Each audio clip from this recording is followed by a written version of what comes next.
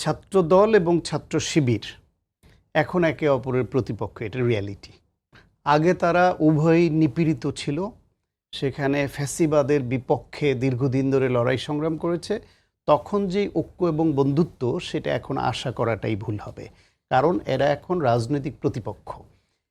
কিন্তু রাজনৈতিক প্রতিপক্ষ হলেও সেই রাজনীতিটা আমরা চাই মেধার প্রতিযোগিতা হোক, সেখানে ভালো একটা রাজনৈতিক সংস্কৃতি গড়ে তোলবার প্রতিযোগিতা হোক, ছাত্র রাজনীতির চর্চা যেমন হওয়া দরকার সেই রকম আইডিয়াল ছাত্র রাজনীতির চর্চায় প্রতিযোগিতা হোক।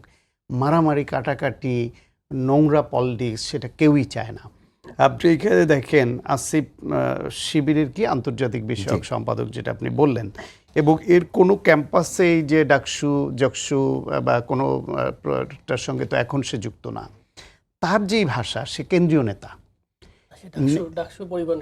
ডাকসুর পরিবহন সম্পাদক, আচ্ছা, সে কেন্দ্রীয় নেতা। এইখানে কর্মীরা শুরুতে একটা পর্যায়ে এরকম উত্তেজনা তৈরি হয়, নেতাদের কাজ হলো তাদের শান্ত করা। তার যেই ভাষা, ছাত্রদল বাইরে থেকে টোকাই বাহিনী এনে হামলা করেছে।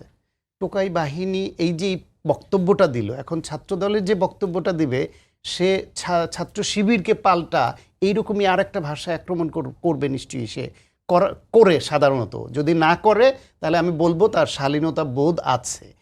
এই যে বলল যে ছাত্রদলের গুন্ডারা, এই ভাষার বিপরীতে আবার ছাত্রদল থেকে পাল্টে এরকম আর একটা ভাষা আসবে।